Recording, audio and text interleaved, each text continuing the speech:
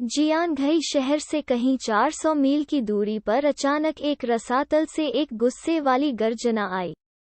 D एमेनियर, बस थोड़ा सा और अधिक, बस थोड़ा सा और अधिक। यह राजा निकल गया होता। यह कैसे हो सकता है? कुछ ही समय बाद दूसरे पक्ष की आवाज गहरी और गंभीर हो गई। आप मनुष्य इस समय भाग्यशाली हैं, लेकिन अधिक देर तक आत्मसंतुष्ट न हो। 7 तारे संरेखित होंगे और दिन निकट है। उस समय स्टार बीस्ट्स की ताकत अपने चरम पर पहुंच जाएगी।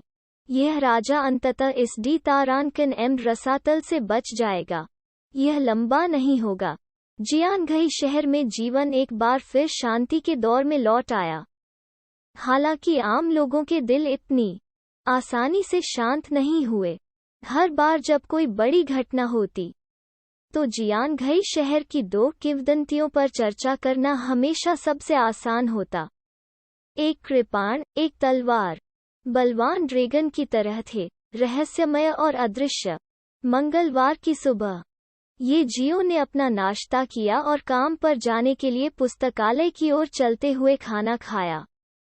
जैसे ही वो वांगडा स्क्वायर से गुजरे, शॉपिंग मॉल के प्रवेश द्वार पर विशाल इलेक्ट्रॉनिक स्क्रीन जियानघई टेलीविजन स्टेशन के समाचार कार्यक्रम का प्रसारण कर रही थी। समाचार सुनते हुए ये जियो ने सोया दूध पिया। सभी को नमस्कार। यह जियानघई शहर के टेलीविजन स्टेशन का सुबह का साक्षात्कार है। हाल ही में जियानघई शहर में बहुत सी अजीब घटनाएं हुई हैं। इस हद तक कि नेटिजन्स अनुमान लगा रहे हैं कि यह हमारे जियानघई शहर के रहस्यमय मार्शल कलाकार थे जिन्होंने एक कदम उठाया था। इस कड़ी के लिए हमने जियानघई मार्शल आर्ट्स अकादमी के विशेष प्रोफेसर, हॉटियन 8वीं कक्षा के मार्शल कलाकार प्रोफेसर झांग दाकियांग को आमंत्रित किया है। पैन समूह के अध्यक्ष, हॉटियन 9वीं कक्षा मार्शल कलाकार सुश्री पैन यिनलियन, सेवानिवृत्त वयोवृद्ध झांग लियांग के स्पाइसी सूप के संस्थापक, हॉटियन 7वीं कक्षा के मार्शल कलाकार झांग लियांग।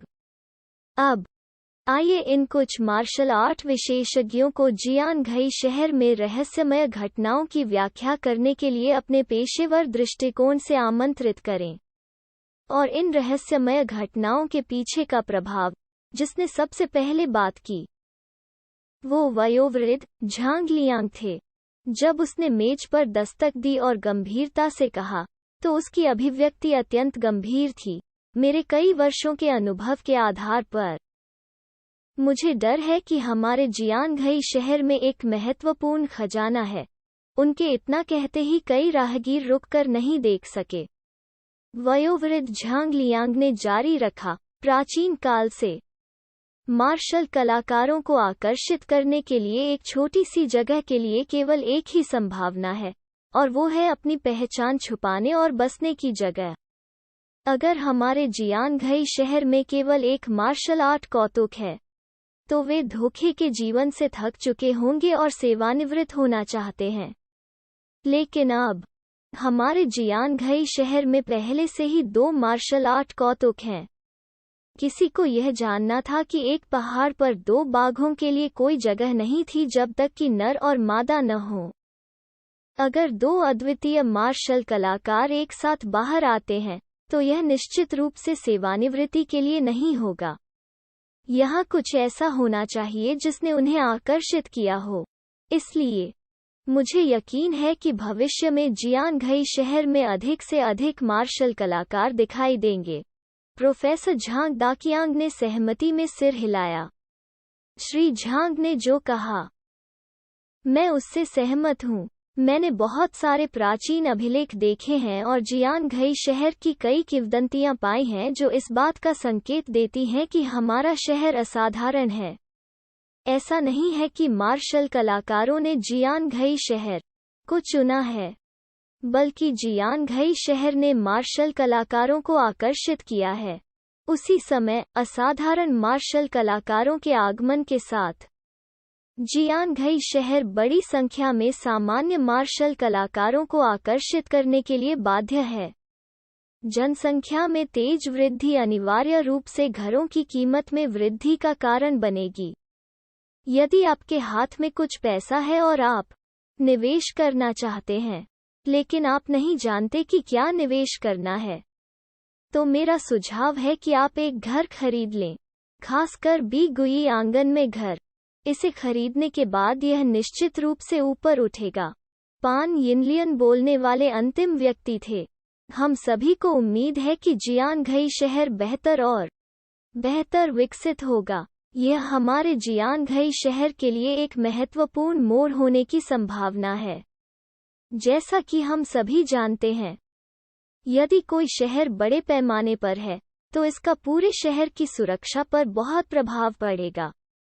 तब यह निश्चित रूप से एक अत्यंत मजबूत साइफन प्रभाव होगा।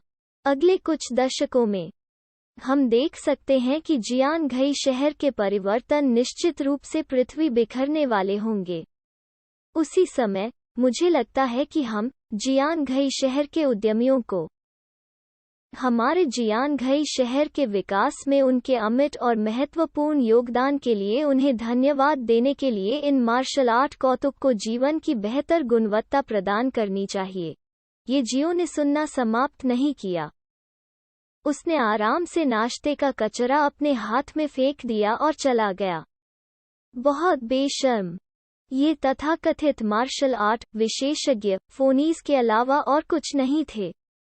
इससे भी अधिक बेशर्म बात यह थी कि उन्होंने वास्तव में आवासीय क्षेत्रों को बढ़ावा देने का अवसर लिया और यहाँ तक कीमतें बढ़ाने के बहाने उनके नाम का इस्तेमाल किया। हालांकि पहले तो वो इन मुनाफाखोरों के लिए एक घर नहीं खरीद सकता था, लेकिन वो वास्तव में बहुत दुखी था। वो दुष्ट पूंजीवाद। उसने तय किया था कि वो कभी प्यार में नहीं पड़ेगा, कभी शादी नहीं करेगा, कभी बच्चे नहीं होंगे और कभी घर नहीं खरीदेंगे। उस तरह का जीवन जीना आसान नहीं है, लेकिन वो कभी भी गिरवी का गुलाम नहीं होगा। फिर जैसे जैसे मैं मजबूत होता जाता हूँ, ऐसा लगता है कि जियांगघई शहर पर मेरा प्रभाव और मजबूत होता जा रहा है। क्या ऐसा हो सकता है कि मैं एक तितली की तरह अपने पंख फड़फड़ा रहा हूँ?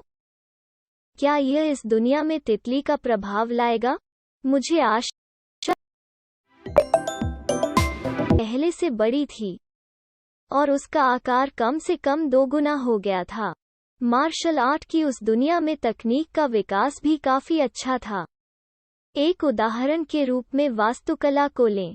सभी प्रकार की हाईटेक नई मिश्रित सामग्री ने निर्माण को तेज और सस्ता बना दिया। बेशक सस्ती सामग्री का मतलब यह नहीं था कि कीमतें कम थीं। कीमत अभी भी बहुत महंगी थी। इसके अलावा विशेषज्ञों का समूह अभी कीमत बढ़ाने का अवसर लेना चाहता था। इसलिए यह अनुमान लगाया गया था कि भविष्य में जियांगघई शहर काफी ऊपर जाएगा। हालांकि ये जियो को और अधिक उत्सुक यह था कि दरवाजे के सामने कई बड़े ट्रक खड़े थे और उसे नहीं पता था कि वे किस लिए थे। उन्होंने बिग डिपर के ग्रैंड मिस्ट्री का इस्तेमाल उनके माध्यम से करने के लिए किया और पाया कि वे सभी किताबों से भरे हुए थे, जिससे उनकी आंखों की रोशनी चली गई। वो किताबें, उनमें से कई नई थीं। क्या ऐसा हो सकता है कि वे नई किताबें थीं जिन्हें पुस्तकालय ने अभी खरीदा था? उसने उम्मीद नहीं की थी कि और अधिक अप्रत्याशित आश्चर्य होगा। इससे उसका मूड बन गया। जो सुबह बहुत अच्छा नहीं था, तुरंत बहुत बेहतर महसूस करने लगा। इतनी सारी नई पुस्तकों के साथ उन्होंने अनुमान लगाया कि वे बहुत सी बुनियादी साधना तकनीकों को खोजने में सक्षम होंगे।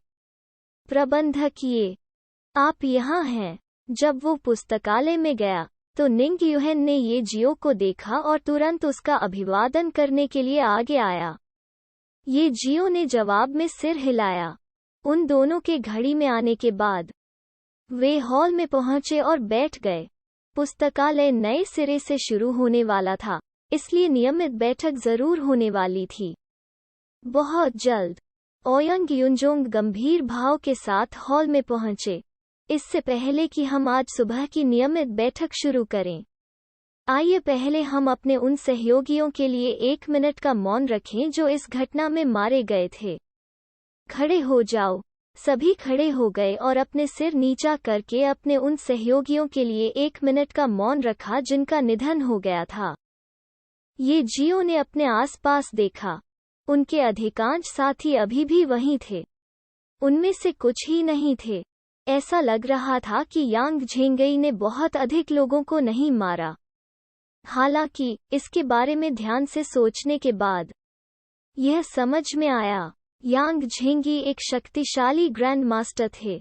अगर वो चोरी करना चाहता है तो बहुत कम लोग उसे खोज पाएंगे, इसलिए कोई संघर्ष नहीं होगा। 1 मिनट के मौन के बाद ओयांग युनजोंग ने अपना हाथ लहराया और सभी को बैठने के लिए कहा। आइए आज की नियमित बैठक